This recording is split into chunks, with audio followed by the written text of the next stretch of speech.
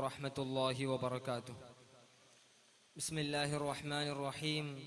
الحمد لله رب العالمين والصلاة والسلام على أشرف المرسلين وعلى آله وصحبه أجمعين. أما بعد. Respected dignitaries and my dear friends, I'm rather glad that I stand in front of you to speak about the topic, is India's Modi flirting with fascism? As far as concerned, India is the largest democratic republic in the world. Even after 70 decades, we prevail to be a strong democratic country because of the democratic system in our country. We have flied above and above on the wings of secularism, on the wings of equality, and the rights that our constitution provides us. We have faced many achievements. We still stand in the front of the world as a strong democratic country. But even then, today we are facing some problems, some griefs and tensions. India is fast moving towards fascism. It is a terrible fact we have to understand. Italian philosopher Umberto Eco has analyzed how the fascism gulps democracy. First of all, he says the cult of tradition. Disagreement is treason. Fear of difference and diversity. Appeal to social frustrations. Creation of the other.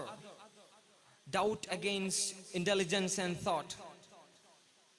Blind worship of tradition. As far as concerned the present situation of India, we could understand how correct the analysis of Umberto Eco was. Changing according to one's own objective is what fascism is mainly objected. It is what happening in India today. This is the root-cutting process of the democracy. By picturizing Muslims and Dalits as others, they try to assail Dalits by charging anti-nationalism towards them. Many were killed in the name of cows. Cows become the purpose of murders in our country. Cruel tortures in the hook and corners of the country by Dalits and Muslims are faced.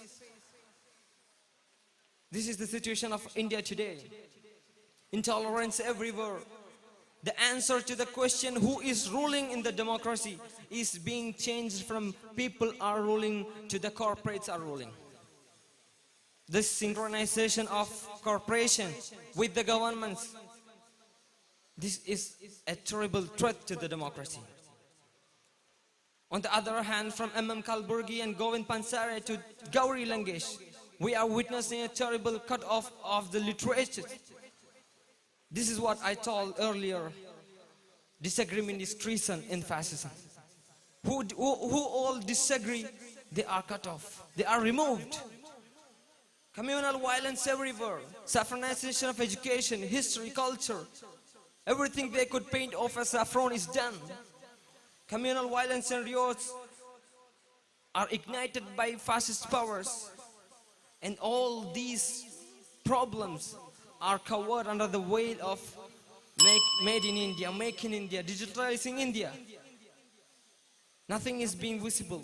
This is the time of the Democrats and this is the time of political parties to shout their voice for democracy.